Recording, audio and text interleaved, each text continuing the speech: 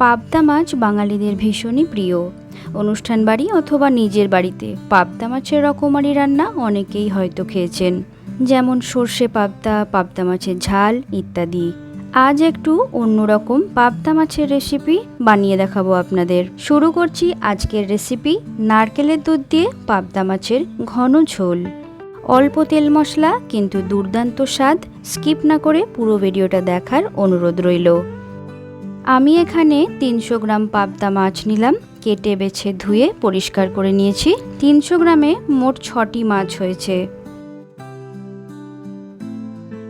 পরিমাণ মতো লবণ, হলুদ গুঁড়ো এবং 1 চা চামচ সর্ষের তেল দিয়ে মাখিয়ে নেব।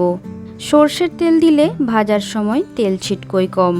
পাবদা মাছের আরও অন্যান্য রেসিপি আমার চ্যানেলে দেওয়া আছে, ডেসক্রিপশন বক্সে লিংক শেয়ার করে দেব, চেক করে নেবেন। আশা করি আপনাদের কাজে লাগবে। এছাড়া অন্যান্য রেসিপির আপডেটস পেতে হলে চ্যানেলটা সাবস্ক্রাইব করে পাশে থাকা বেল আইকনটা প্রেস করে অল নোটিফিকেশন অন করে নেবেন।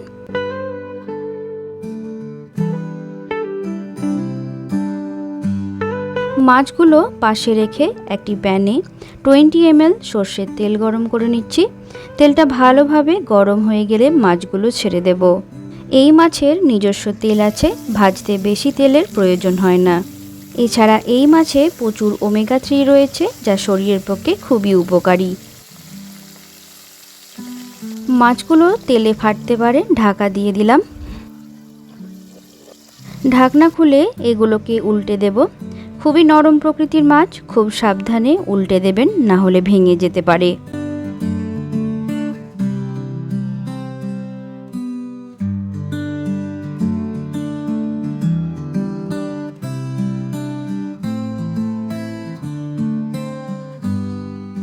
খুব কড়া করে ভাজবেন না, না হলে মাছের নিজস্ব স্বাদটা হারিয়ে যাবে।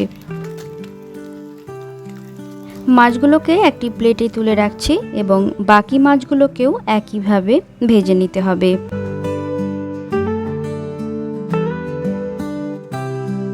দেখুন, এত সাবধানে নাড়াচাড়াতেও হালকা ভেঙে গিয়েছে। আর তেল যোগ করার দরকার নেই, ওই তেলেই ফোড়ন যোগ করছি। গোটা শুকনো লঙ্কা, হাফ টিস্পুন কালো জিরে, এবার দিচ্ছি হাফ টিস্পুন রসুন বাটা। এটা একদমই অপশনাল, যারা পছন্দ করেন না দেওয়ার দরকার নেই, তবে দিলে টেস্টটা ভালোই লাগে খেতে। 30 থেকে 40 সেকেন্ডের মধ্যেই রসুন বাটাটা ভাজা ভাজা হয়ে যাবে। এবার দেব 15 ml মতো ছেঁকে নেওয়া হলুদ সর্ষে বাটা। সর্ষে বাটা ছেঁকে ব্যবহার করলে পেটের পক্ষে বেশ সহজপাচ্য এবং গ্রেভিটাও বেশ সুন্দর হয় খেতে, কষা ভাবটা থাকে না। রঙের জন্য আবারও হলুদ গুঁড়ো এবং হাফ টিস্পুন কাশ্মীরি লাল লঙ্কার গুঁড়ো দিলাম। ভালো করে কষিয়ে নেব যতক্ষণ না মশলা থেকে তেল ছেড়ে আসে। এই অবস্থায় গ্যাসের ফ্লেমটা থাকবে মিডিয়ামে। হাই ফ্লেমে দিলে সব তেল বাইরে ছিটকে পড়বে। মশলা কষানো রেডি। সর্ষে বাটা বেশি কষানোর প্রয়োজন হয় না, এটা মাথায় রাখবেন, তেতো হয়ে যেতে পারে। এবার দেব এই রেসিপির মূল উপকরণ, নারকেলের দুধ।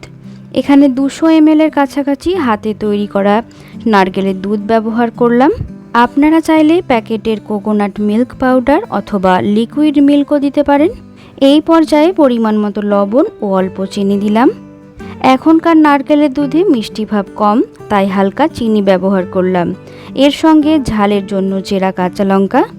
ঝোলটা হাই ফ্লেমে ফোটাবেন না, না হলে নারকেলের দুধটা কেটে যেতে পারে। ঝোল ফুটে উঠলেই ভেজে রাখা মাছগুলো এর মধ্যে দিয়ে দিচ্ছি। নারকেলের প্যাকেটজাত যে দুধ বাজারে পাওয়া যায়, এই দুধ হাই ফ্লেমে ফোটালে কাটে না, কিন্তু হোমমেড দুধটা লো ফ্লেমে ফোটাবেন, কাটার সম্ভাবনা থাকবে না।